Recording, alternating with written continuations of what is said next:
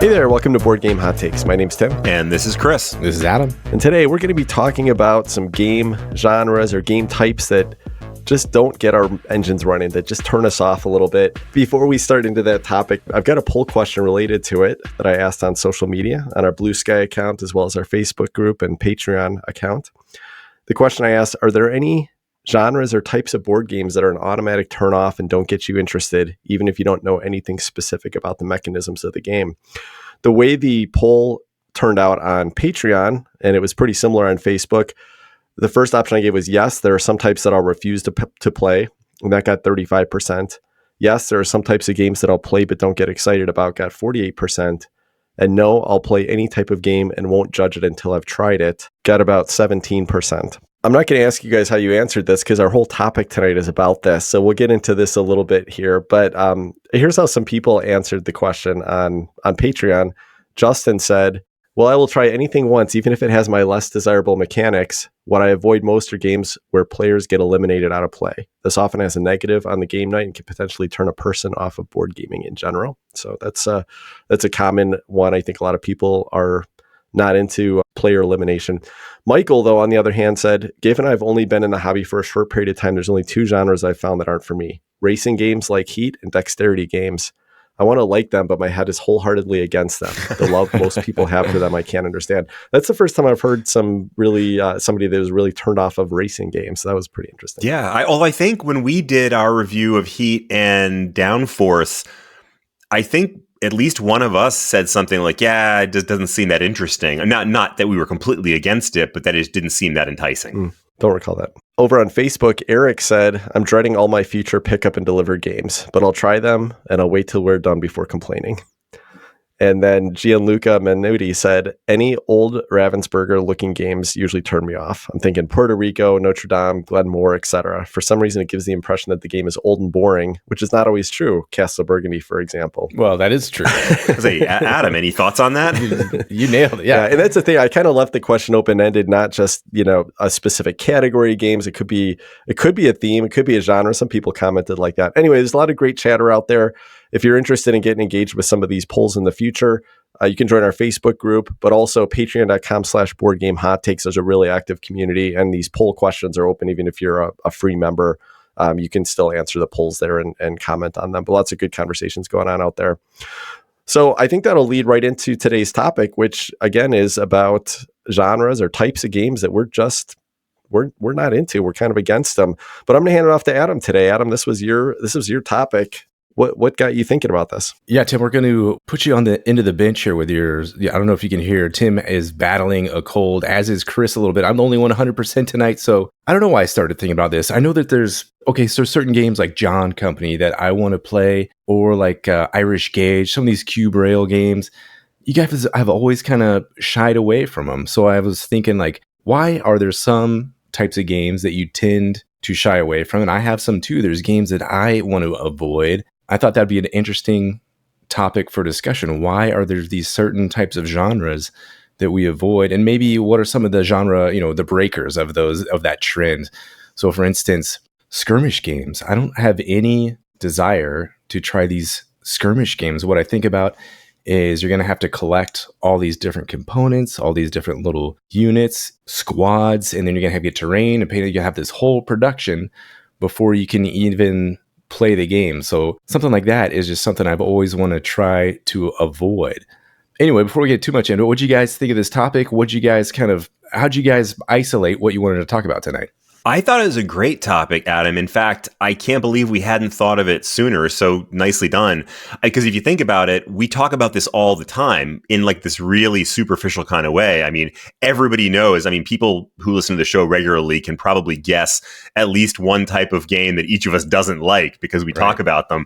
But we never really get into why we don't like them or what the kind of the thought process is that makes us want to avoid those. So I think it's a great topic to talk about. Yeah, and I think the timing on this is actually pretty good. It's a good companion piece. We're coming into the summer, which is when we do our top 40 games of all time lists, and that's going to be coming in a few weeks probably.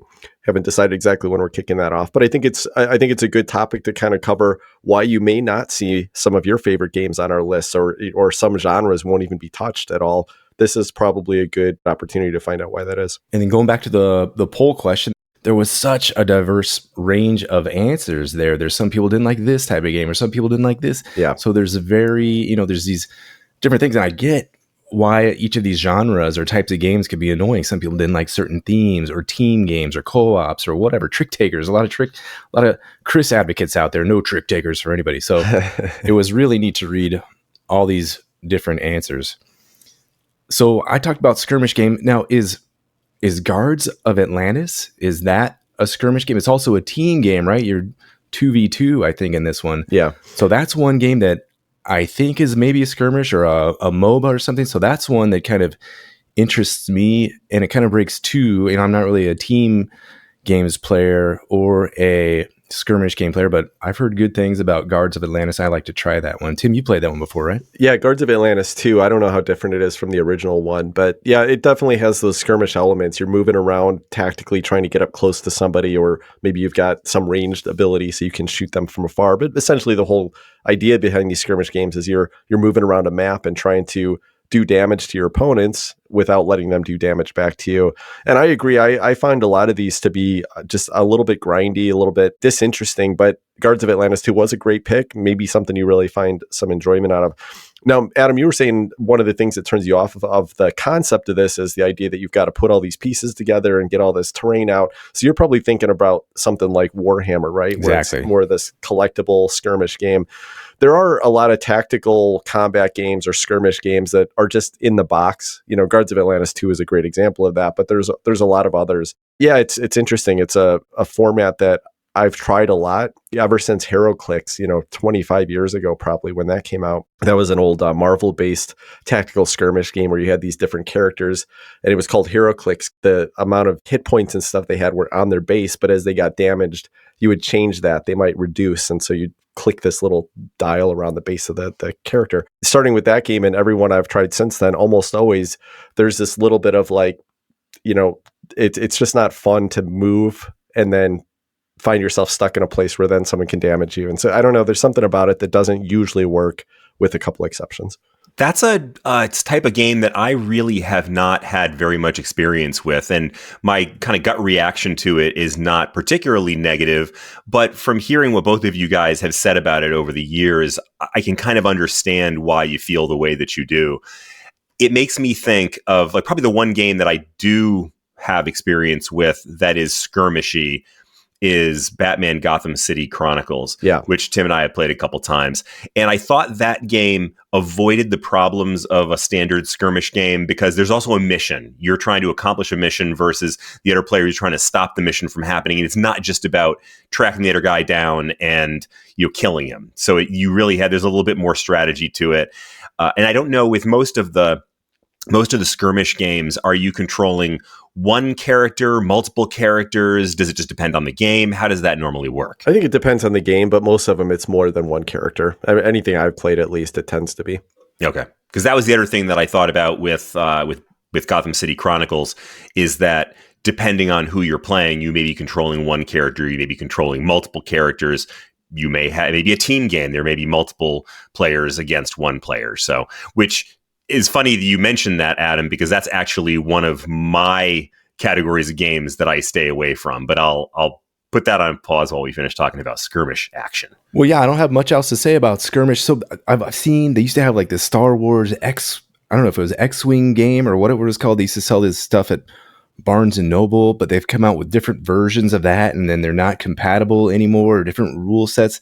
So it sounds like there's just a lot of issues. They look cool to have all these different ships and they're moving around, but you have to get out your rulers, and it's really kind of an open world. So that whole aspect of it was kind of odd to me too. And it seems like you really have to dedicate yourself to one specific game. That Warhammer stuff, you got all this terrain, you're buying all these different things, and you're painting up your guys. So a lot of time and dedication goes into one specific game. I think maybe that's where a lot of those games get their fan base from. I do have a funny story about that. So years ago, when I was back just into Magic the Gathering, my brother, some of his friends got into I think it was Battletech, and it's a miniature skirmish game in the Battletech universe.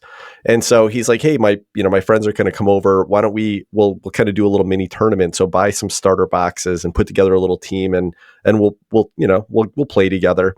And I was pretty amateur coming in there. Obviously, I had never played it. But it was one of these games where you had to use a ruler to go across the board and determine whether you had range. And I remember I was playing against this guy who was an experienced player. And one of the first moves, he moves his unit and then shoots across the board at me. And then I think there's like dice rolls and what you can hit or not. But then on my turn, I use the ruler and I measure and I was like, okay, he's in range. So I shoot back and I killed his unit. And he's like, wait a second. I made sure that I was out of range of you. And so there was right off the bat this like, oh, you bumped your unit and now you moved it. So he kind of blamed me for cheating right away. I did win that whole tournament somehow. So I was pretty excited about that. But oh boy, that sounds delightful. Yeah. Really fun, really fun. So Chris, you're talking about an avoidance or tending away from these team games. Yeah, team games and I lumped in with the team games, the one versus many kind of scenario. Yeah. So it really just depends on how you want to look at that, but that's how I clumped them.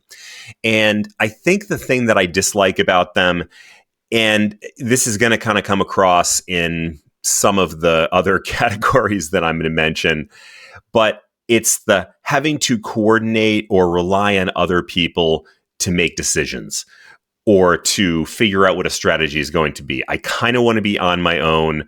I want to be able to do what I want to do. And I don't even necessarily think it has to do with, control freak or anything like that. It's that I want my thought process to be mine. And so the idea of having to work with other people just doesn't seem that attractive to me. Like, for example, a couple of cons ago, we played a game of Cerebria, the Inside World, and it was you two against me and Steve. And, it was perfectly fine working with Steve and, but my overall impression of the game was, why am I working with somebody else? What is this bringing to the game that I can, that I should appreciate?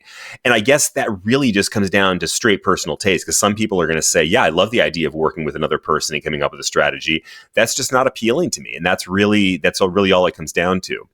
But I'm also going to bring up again, Batman Gotham City Chronicles, because that's another game that falls into this category, but it's actually a game that I do really like quite a bit. And the reason for that, I think, is because you don't have to play it as a one versus many game.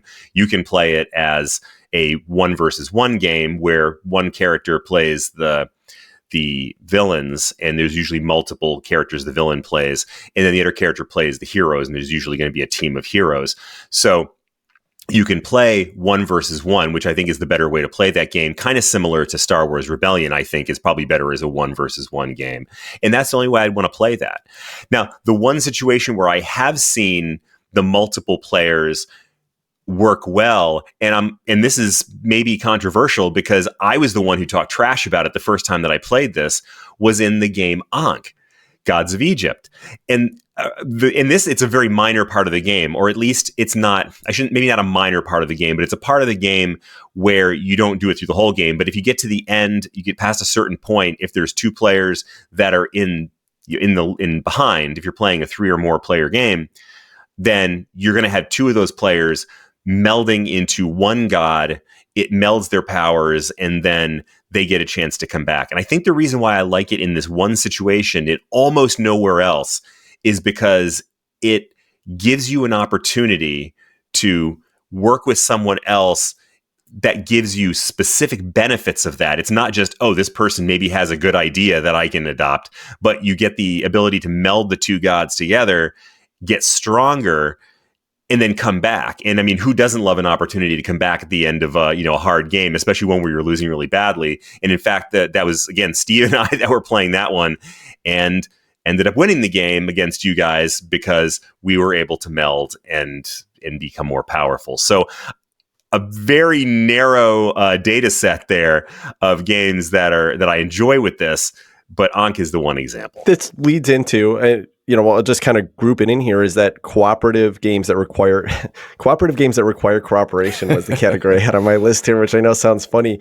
but I was going to differentiate between cooperative games where you're on a team with somebody, and this would go for team games as well, but where you don't actually have to jointly make decisions. And I think that's a distinguisher for me. But I'm on the same page with you, Chris. I think having to sit there and chat through your decisions with somebody else is just a lot less fun for me. I've said with cooperative games, I think part of this comes from, being in a management position for like 15 years, where my job is to have to make the final decision and always kind of coordinate with people. It's just not fun for me. It feels like somebody's got to do that, and so I always feel like I've got to just take the lead. Well, then I'm just making the decisions for you, and I've just had too many elements of quarterbackers, meaning somebody who is literally just like, this is what we should do, and they won't accept any other option, or the people that say, just tell me what to do, and then it's like, well, why are you in this game? Like that, you're not really getting involved here. Yeah, right. But there are some games in the cooperative space as well as the team space that I think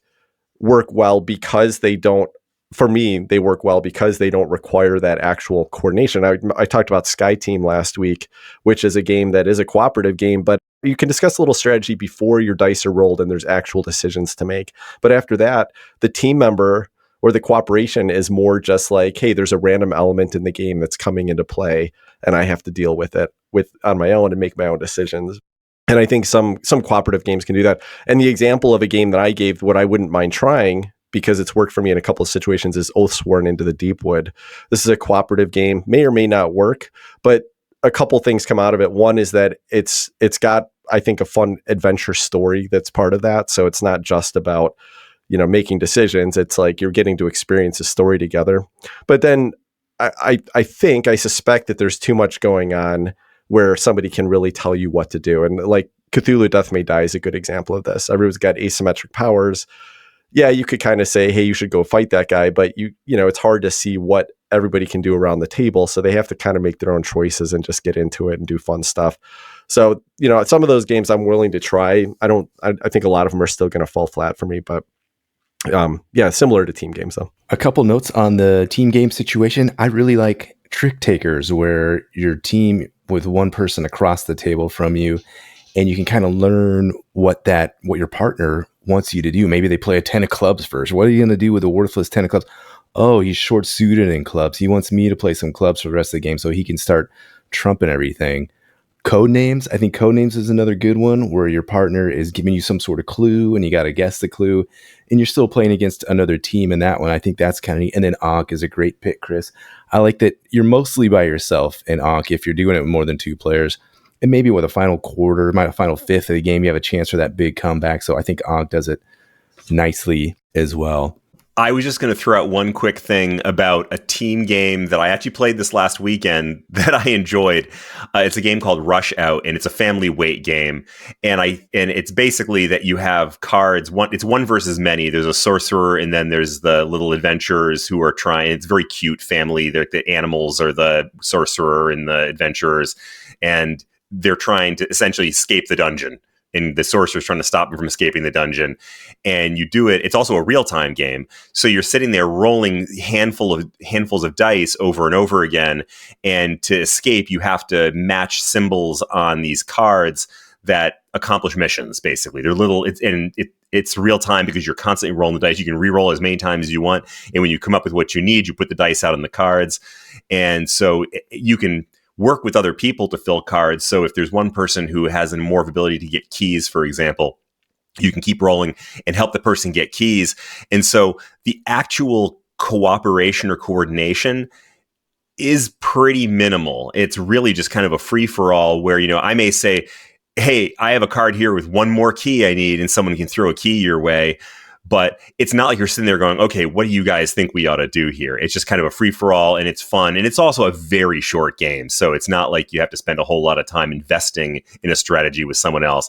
So I'm going to give that one a pass because it's also a family weight game. It's also got the oddity of being a real-time game. And it was actually quite fun. So I'm going to break my own rule by saying that I enjoyed the game Rush Out. Yeah, sounds like a genre buster in many ways. Up next for me is Collectable card games. Interested to hear what Tim has to say about this one, and being a huge former Magic the Gathering. If you don't know what they are, it's like Magic the Gathering. So they occasionally release new decks. I think Android Netrunner did this too. And they have very rare cards or collectible cards that you want to get, and they become valuable for people that are in this gaming environment. So you play this for, years and years and years, and you have all this stuff at the end of it. And then, how much of it are you going to use? Tim will have more insight into this. Maybe 4/5 of it you don't even use. You have your little tiny deck that you like to use. And what are you going to do with all this stuff? I see Magic the Gathering players always talking about how much of this stuff they've sold at the end, but they've gotten rid of all their collection and just kept a few things around.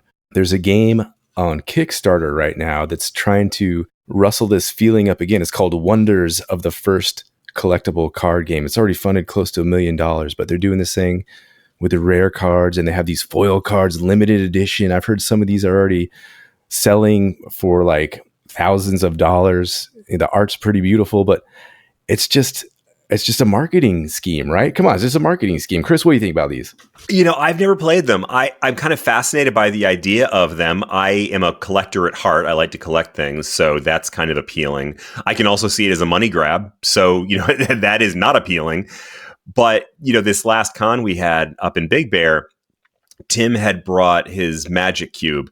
And one regret that I have from that weekend is that we never got a chance to bust it out and try it, because it's something that I think would be potentially very appealing. So I haven't tried it, but I definitely would try it. And I can see the attraction to it. Well, I want to jump in on this Wonders of the First CCG first of all, and just say, stay the heck away from that campaign. It is actually using this is not just speculation, it's using all AI artwork, and they're trying to make it into like a NFT element to it as well.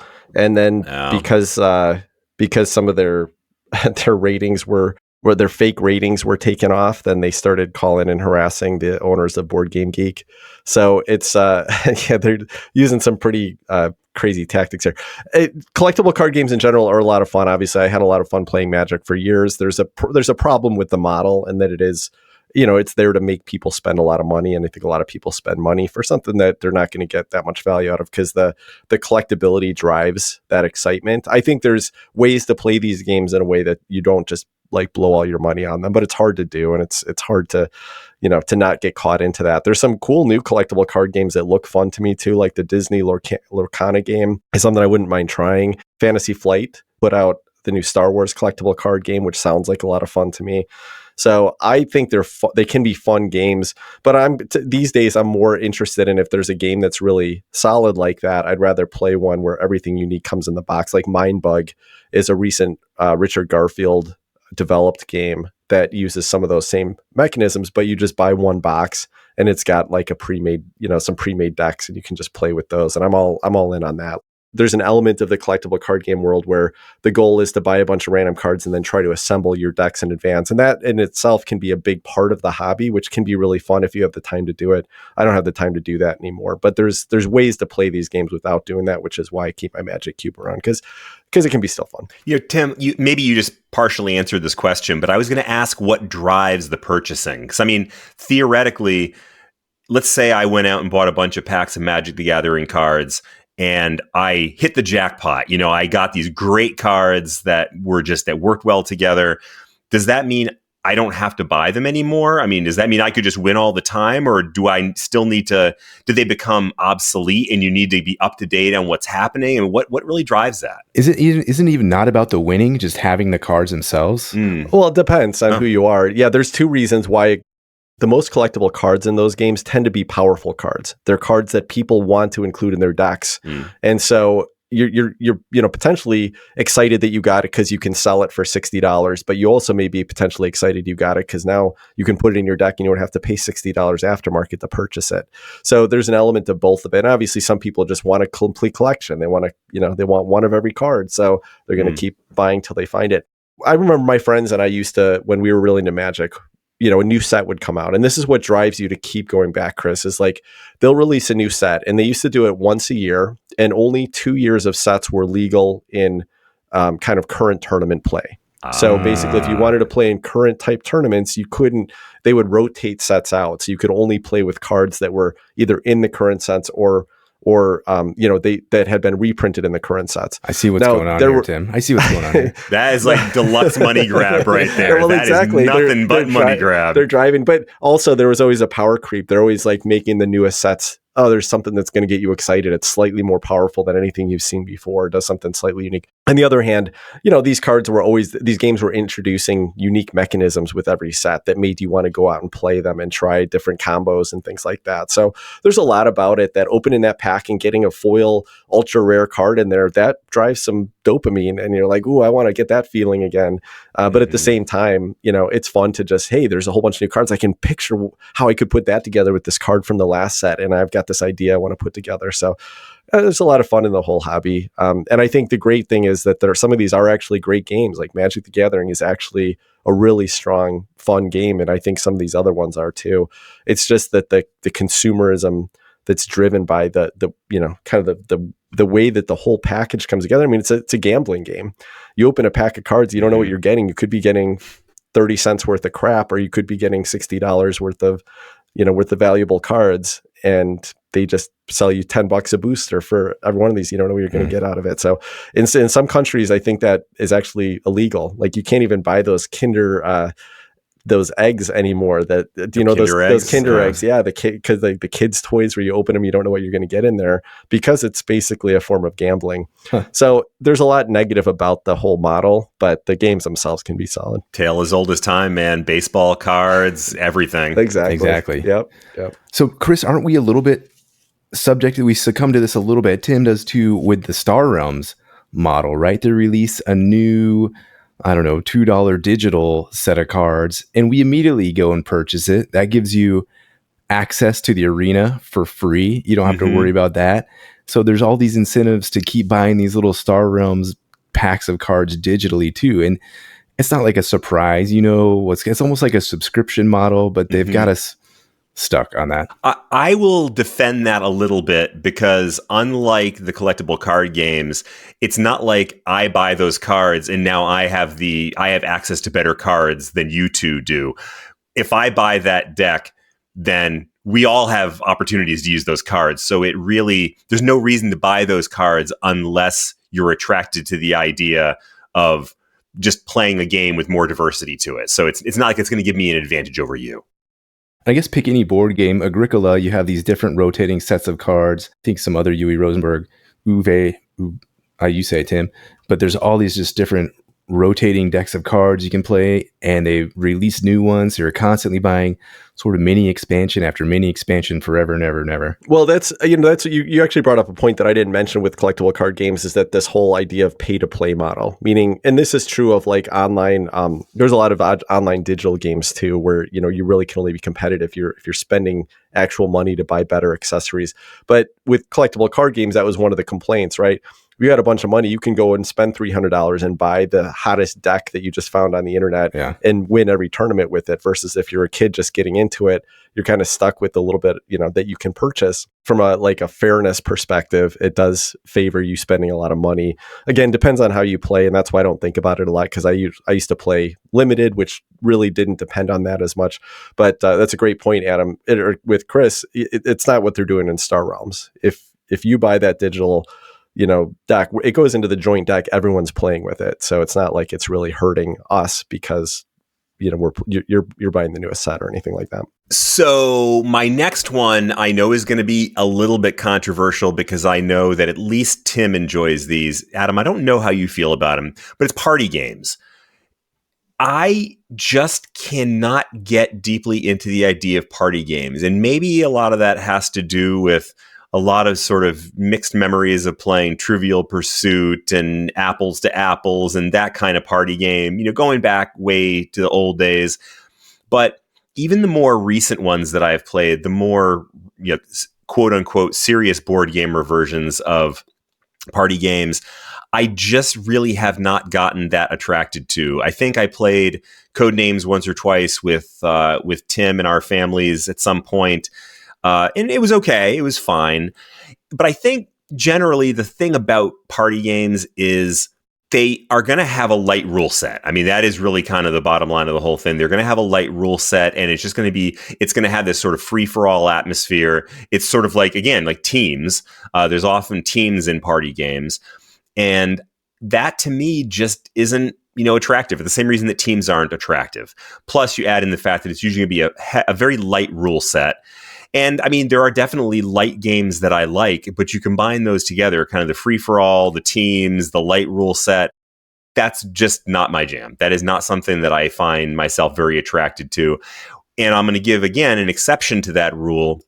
that I've talked about on the show before, and that was the game Challengers, which I think I can legitimately call that a party game. You can have, many people playing that.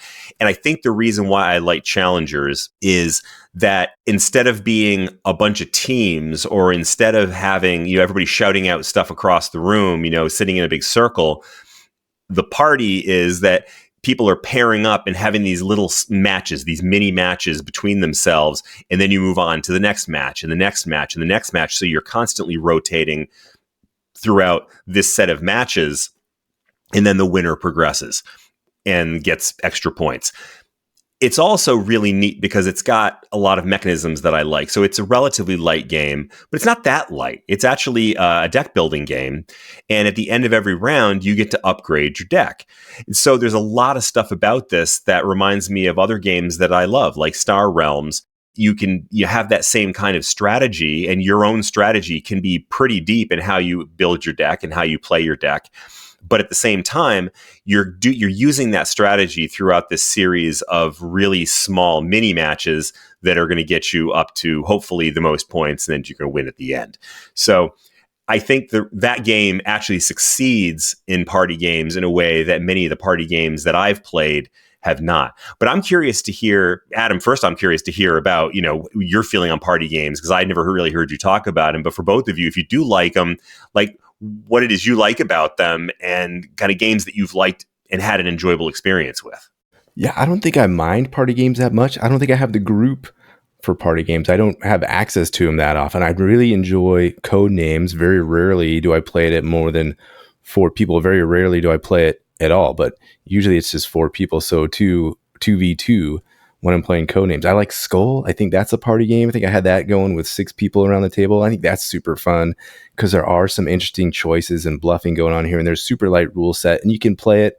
You don't have to pay attention that much. Oh, it's my turn. What's going on here? Okay, I'm going to put down this little coaster, and then I can just talk to whoever's next to me and keep going with that. So I think in the right setting, some of these games could be pretty fun, but in general, I'm not the hugest fan of party games, I don't think. Yeah, and I would differentiate a little bit because I think I can see, why you would label Challengers a party game. It creates that kind of party type of atmosphere where it's just a big group having some silly fun. But when I think of a traditional party game, I'm thinking more of a social game, a game that's going to allow people to make decisions that makes them feel clever, as far as not the technical choices they're making, not the mechanical choices they're making, but the social conversation that's driven by that. So you mentioned apples to apples, which, the whole idea with that is that somebody plays a card that has a word on it. Everyone else picks a card that they think is going to match it. But what are you really trying to do? You're trying to pick the funniest answer so that the guesser picks it. Mm-hmm. Well, a lot of the better party games, in my opinion, allow people to actually be clever.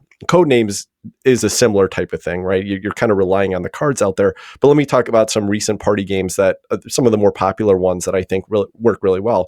Games like Just One. Essentially, it's a cooperative game, but the guesser picks a card that has a word on it. They don't know what it is, but everyone else has to write a single word that they think the guesser will lead them to the word that they're trying to guess. But the situation being that if any 2 people write the same word, they get counted out. So you have to be a little bit clever and try to be different enough that it's not a really obvious answer. So Clover is a great example of one where you basically have to try to, based on some cards that are driven up, you have to basically create clues that create matches between these cards. I played Green Team Wins last week, which is it's a really simple, almost like an apples to apples type of style where a card comes up, everybody writes an answer. It's more like Family Feud, I guess. Everyone writes an answer, and they're trying to write an answer that other people will tie with, and you'll get more points if you match with everybody else. These are games that drive you to really more have a social situation, because after every answer, then you're like, oh, wow, how would you answer that? That can't possibly be the right answer, right? So it creates this social situation. That's what I think of as a real party game. I think, Chris, the thing is that they can actually be problematic if you're not with the right group, because I've definitely been in situations where somebody was really shy or felt really uncomfortable or felt stupid after they put an answer down, and everyone made fun of them or in a joking way even, and some people just didn't enjoy that experience. If you're in the right group of people, it can be a really positive social experience where you just get to learn about people at the same time you're doing this activity. But in all honesty, I don't even consider most of these party games it's not the same type of activity as playing a board game to me. You know, they're both activities that I enjoy doing, but if I'm having like my daughter's school friends' parents over for a New Year's Eve party, we're playing party games, and I'm not thinking about it as a game night. I'm thinking of it as like, this is a social activity. It's like, I don't have to sit here and just make small talk with them. We get to do an activity where everybody's having a fun time and laughing, and I'm learning something about them. But it's different than saying, hey, I'm having a game night with my friends. Those are two different things to me. We used to play a game called Balderdash. This is with my my high school buddies, but then when we played it, we were home from college for Thanksgiving or Christmas or over the summer, and that's a game.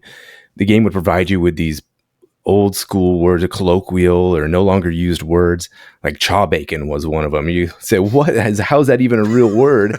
So what you do is one person, whoever's saying this is the word, they would write the real definition on a piece of paper. Everybody else writes what they think is the definition on a piece of paper.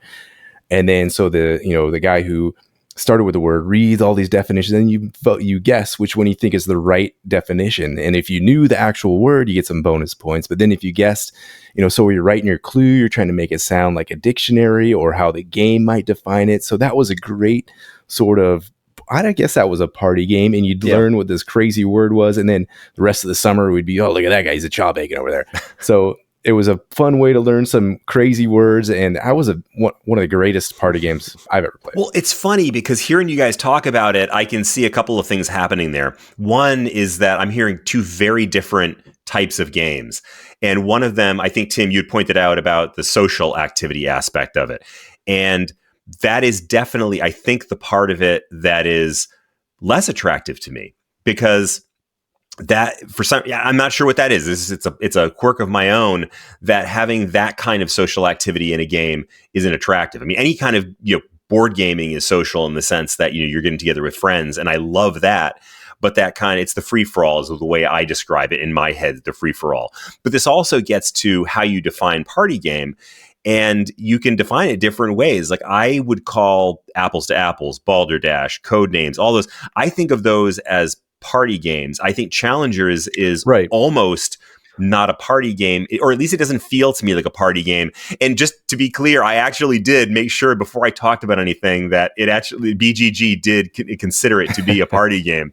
And it did indeed list Challengers to be a party game.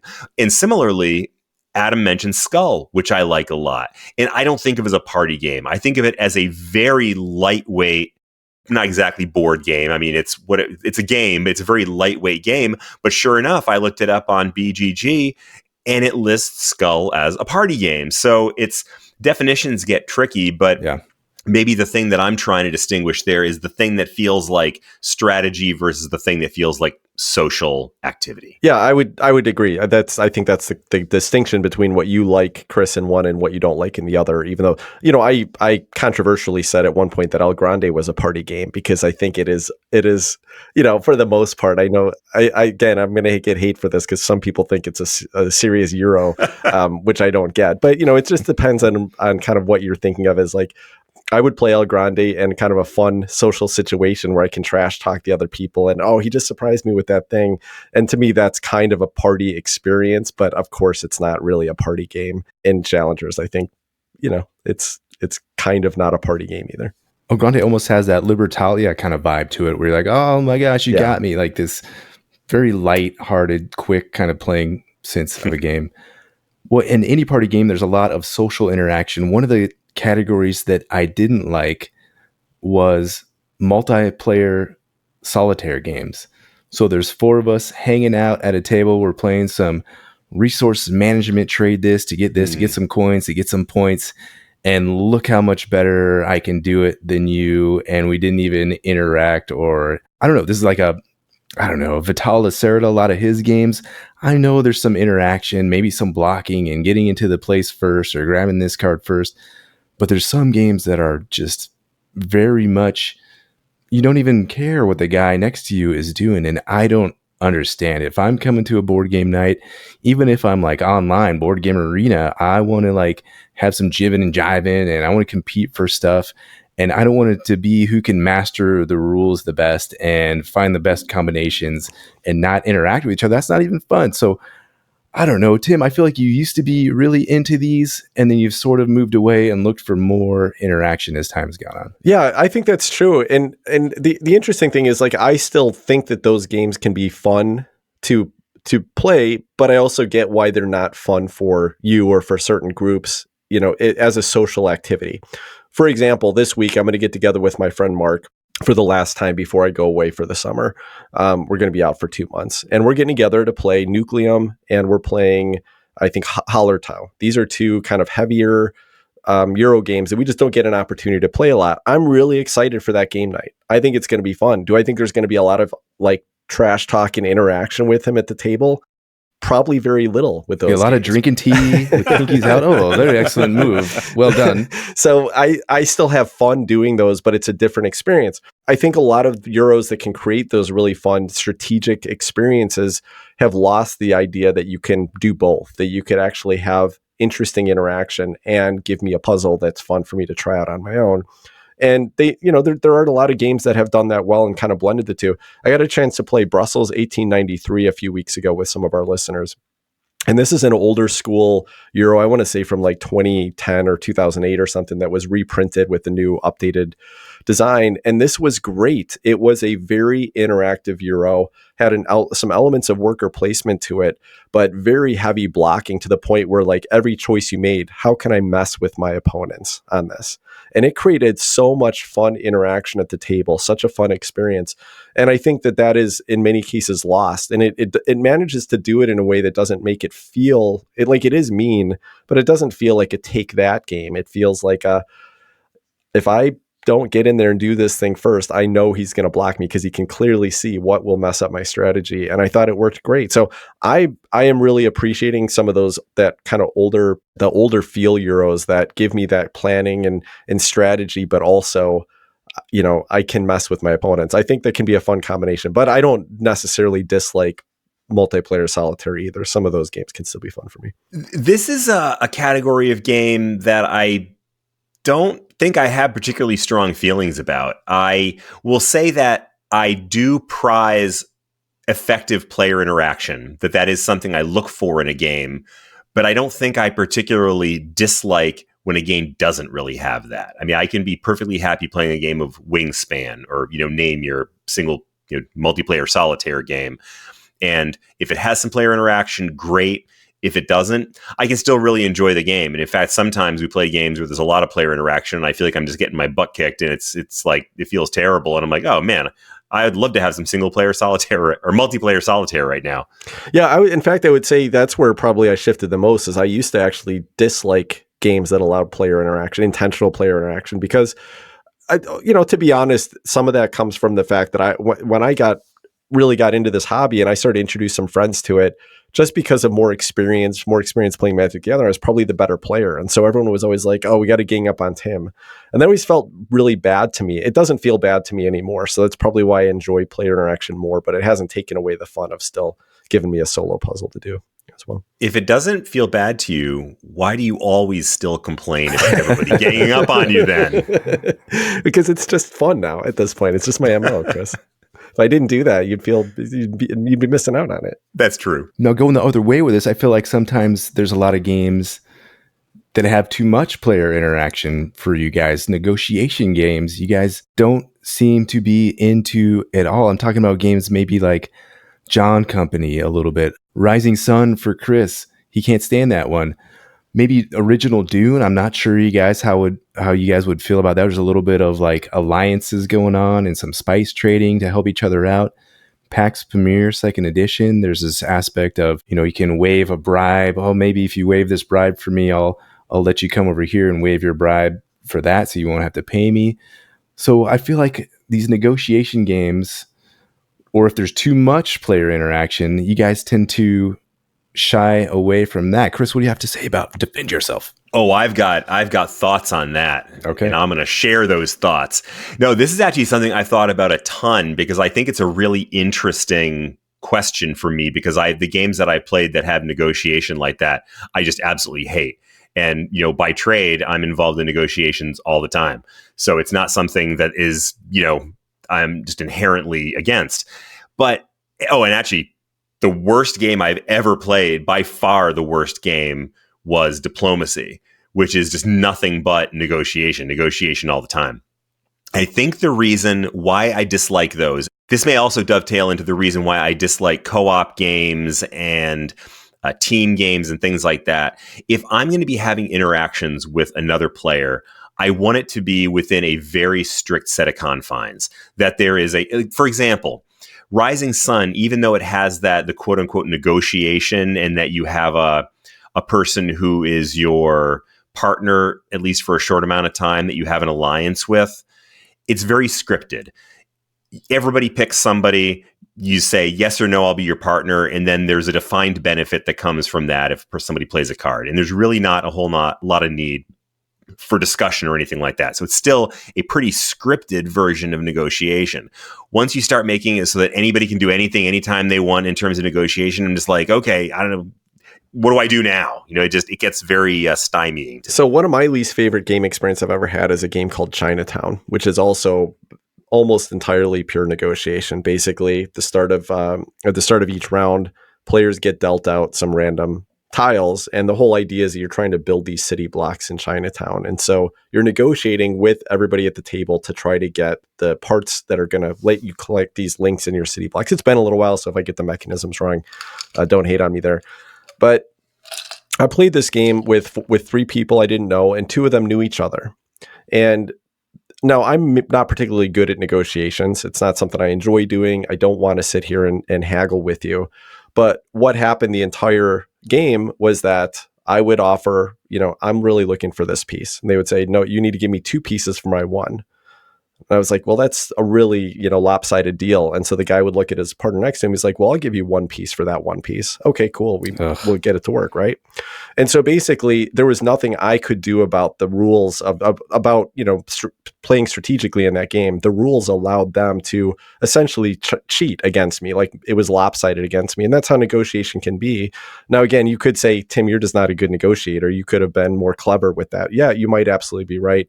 But let me just say that I can't play a negotiation game well. And so why would it ever be fun for me if I can never actually do it well? I think that's kind of the gist for me. Here's my only plug for negotiation games, why I think they're interesting. It gives an ability to the players to kind of assess game state and sort of offer up trades or deals or point out things. And then you get that bounce back from other players. Well, they're looking at this thing, they're pointing out this thing. So you get an insight into how other players are seeing the game state and what's valuable to them. So I like giving that insight and sort of how the game works. And if a game can promote that and give, different perspective, an immediate insight, I get to see Chris's perspective. Oh, this is what's important to him right now. This is what he needs. This is how he's thinking about the game state. Oh, and this is what Tim needs. This is how he's assessing his situation and what he needs. And maybe he's going to point out, look, you got to cover this flank over here. So maybe you want to do this. And I'm like, shoot, I didn't notice that. He's right. Okay, how am I going to? So if a game can promote something like that, I think that's a really neat situation, because that's what we do. We sit here and we talk about board games. So if you have that aspect of the game in real time, I think Chris looks skeptical over there, but I like it when games offer that little insight just on the fly like that. I think it's pretty cool. I think there's an old saying that goes something like, you play the player, not the game. Does that ring a bell? I don't want to play the player. I want to play the game. That's my thing. So what you just said is, I see why that is attractive, because a lot of people love it. Poker players, you're playing the other players, and so people love that kind of thing. It's just not for me. Interesting. So, okay, in Eclipse though, isn't that what we're doing? Where you're playing the game a little bit, try to get efficiency, but you also have to. That's Steve and I. We're like, Steve, I'm not. You heard Chris say he's terrible at Eclipse, right? Well, yeah, that's true. Yeah, right. Terrible at Eclipse. I don't like that aspect of Eclipse. I think we should play Eclipse in complete silence. No talking aloud. And the thing is, like, in a game like Eclipse, and even some Euro games, the fact that you could say, oh, Chris, you better watch out for Tim. You should probably go and take that space and block him. Like, that used to bug me. I'm perfectly fine with that right now, because at least I can still play the rules of the game and play my best strategy and understand that, hey, I might be better at this game than you, so I'm okay with you guys kind of making some choices here. But that's different than where a game gives you negotiation as part of the rules. That doesn't work. Okay, and this is one thing I do. Do you guys hate this? Sometimes I'll look at a game and I'll be like, oh shoot, Tim he's way in the lead right now. Or, I'll say it about Chris too. If he's way in the lead, I see him getting some kind of edge. Like, oh man, Chris is going to be able to get 30 points in the last 2 rounds unless we do this.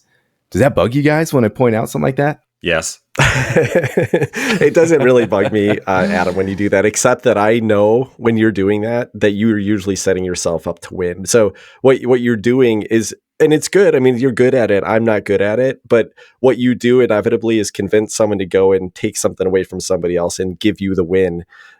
It doesn't bother me because if I'm paying attention, and I usually will, I'll say like, oh, but if you do that, Adam's going to actually win right here. So, that's part of the social interaction that, Chris is shaking his head now. He hates it.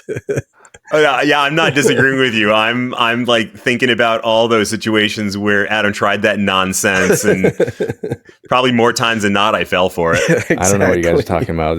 I know you guys are ganging up on me. This is ridiculous. Hey, can I jump in with one here? Just a style please. that's a little bit, maybe it'll be a little controversial here, but that's message games. And what I mean by that is games that are intended to kind of like reinforce kind of a social message versus just there to be fun. I'm sure some of these games can be fun. So far, I've had a hard time finding any that actually are. I'll give you a couple examples. Matt Leacock, who designed Pandemic, recently designed another co-op game called Daybreak, which is the intent being that you're all different governments that are working. I think you're cooperating in it, but you're working to find different ways to positively impact the environment or will reduce the destruction on the environment. And although I'm 100% behind environmental responsibility as a concept, putting it into a game makes it automatically less interesting to me for some reason. Another great example here, this is a game that came out last year by Amabel Holland, and this is called Doubt is Our Product. And this is basically a game about the 20th century fight against the tobacco companies. 2-player asymmetric game. 1 player plays the tobacco industry and 1 player plays consumer rights, what do they call it, movement that is trying to protect people from this, from the cancer caused by cigarettes. Here's what the statement on BGG says about the mechanisms, which sound really fun. The company plays an economic deck builder, setting themselves up for big turns, chains of actions, and big profits. The movement is playing a political tableau builder, slowly coming together. So I hear big deck builder, that sounds fun. A tableau builder, that sounds fun. But you put these two things together, and the concept, I think, is that it's supposed to be intentionally much harder to win as the movement, because it's really just trying to teach you that the tobacco company, it was easier for them to just put this stuff out there. So nothing about the game, the mechanisms, if you just gave me the mechanisms without telling me that it's trying to sell this message and trying to show me that it's, that it was hard to be a consumer advocate in the 1970s against the tobacco industry, I might have been found interesting. But once you tell me that you're trying to teach me something with it all of a sudden makes it feel less interesting, less fun to me. So I think that's the key for me, though, is just that I play games to have fun. And so these games that are not with the intent of being fun, but with the intent of teaching, that's less interesting. Tim, a while back, you borrowed This War of Mine from me, and I don't think we ever talked much about what you thought of the game itself. What did you think of that? And do you think this falls into that category you're talking about? I think it doesn't to an extent, and I thought it was miserable. I didn't have a single bit of fun playing that game. I know it was supposed to show you the struggles of warfare and how terrible the situations were trying to live in an active war zone, and it was miserable. There was not a moment of fun in that game for me. I don't know. I would compare it exactly the same as this, but yeah, similar concept there. Interesting. Tim, have you heard of the game Meltwater? That's by Amabel Holland's publishing company, Hollandspiel, and it's the only surviving powers that are left are the United States and the Soviets, and they're in Antarctica battling over the ice, but it's shrinking, but they keep killing each other, even though they could live harmoniously if they decided to. Have you heard of that game? So another game with a message. Yeah, I haven't heard of that either. And that seems to be a pretty common trend with Hollandspiel, is that they're definitely trying to give you experiences that in many cases may teach, and none of them really sound like very much fun to me. Along the same vein, I believe, are war games for me. I have no interest in playing most of these war games. A lot of these are by like GMT, what I imagine here. Maybe this isn't true, but they're mostly historically based. They have these long, sort of complex rule books with little interjections and historical notes about this and that. I feel like they're all going to be slow developing with millions of chits all over the place. So that's just something that's doesn't seem super appealing to me. The one exception is a 3-player game. It's called Maria. Maria is a game based on the War of Austrian Succession between 1740 and 1748, where Austria attacked by Prussia, France, Bavaria. It sounds so boring, but the mechanics, the mechanisms in this one, the combat, I've heard from many, many sources, is supposed to be so unique and so fantastic. It has these sort of suited cards, traditional spades, diamonds, clubs, and whatever the other one is, hearts. And the way you're using these to command your little armies around, and the third player aspect of this is pretty neat. So this is one I'd like to try. Well, it has negotiation in there, so I guess you guys aren't going to be playing this one with me. So I will never have the group for this one, but it sounds interesting. I'd love to play this one at some point. That's Maria, the one war game I'm interested in. You guys have any desire to play any of these type of war games? Well, Adam, really quickly before I answer that, so what I'm hearing from you is not so much that you dislike the concept behind them. I mean, because in that sense, Eclipse is a war game. Blood Rage is a war game. It's the way that they're implemented with historical games in this very dry, complex kind of format. Yeah, and I think the ones that get lumped in on the Board Game Geek rankings, they tend to be, okay, so War of the Ring 2nd edition is the number one on there. I think I'd play that one, but then you have Twilight Struggle, Paths of Glory, D-Day at Omaha Beach, Here I Stand, 500th Anniversary, Sekigahara. That one sounds pretty cool, actually. Imperial Struggle. So all these just, none of these top 10, like maybe 2 of those top 10, and you go on, and I'd say it's a very low percentage of these games in the top 100 of war games that I have any desire to look at or explore at all. I think it's the historical theming of these, the very niche sort of battles that they tend to be about. It just doesn't, it's not intriguing. It reminds me of back in history class. Actually, if we had board games in history class, maybe I would have paid more attention. But, reading a textbook is the sense I get when I see any of these war games. And I don't want this textbooky chits moving around a map when I could be, doing something more fun, a little more creative, I feel like, and have a little more agency. I feel like I'm just driving myself into a certain sort of wormhole when I go and look at these war games. Yeah, I'm with you. I feel like these kind of games are kind of the area control version of trade and commerce in pre-industrial Europe with art by Clemens Franz. It's kind of like a variation on that. Or 18XX games, same kind of thing, where you just take this really dense material and pack it into a really ugly package with a really bland theme. So yeah, I'm with you. I just not a huge thing for me. I would try it just to give it, to have an experience. But I cannot imagine myself being real attracted to it. Yeah, I think war games suffer from 2 issues for me. There was actually one of the categories that was on my list here, and one is just the theme of war, especially real world conflicts. I have no interest in reproducing that. The misery that came from them, and the loss of life, and all of that, just the waste that comes from war. It's not a fun theme for me to explore. The other problem with it is that the traditional war game, what I think are really commonly known as hex and counter games, don't sound fun mechanically either. You've got a map with a bunch of hexes on them, and you've got these little square cardboard chits that are representing the different units you're moving around, and the choices you make to move units around, and how battles are determined usually due to dice rolls.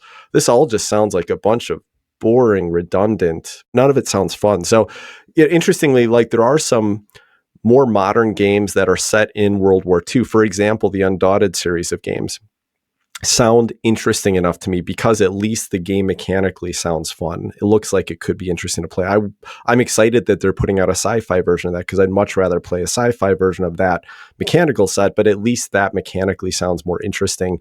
So I think war games just traditionally, a lot of them too will use the kind of the hegemony card play style, which again, it's not that by itself can't be fun, but generally what you're doing with it is I play this, I put tokens over there. You play your card, you put tokens over here.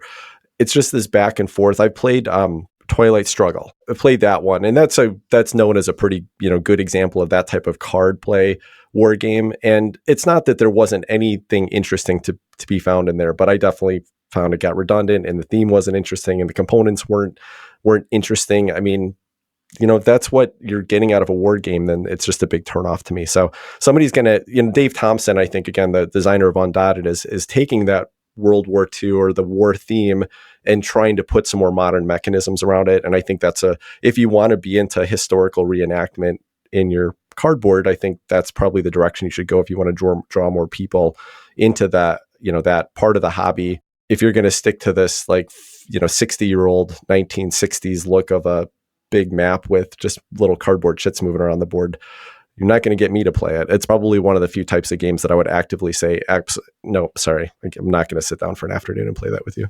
Anyone else have we're coming on an hour here. Anyone else have any genres they want to talk about? The last thing I was going to mention is just abstract games. I generally don't find a lot of fun in abstract games. In fact, one of the hottest abstract games right now is called Mandela.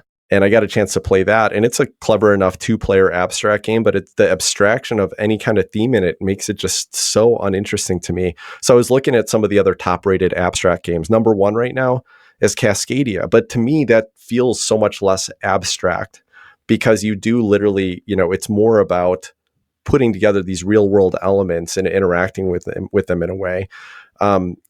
Azul is an abstract game that truly is abstract, and that one I do enjoy a decent amount.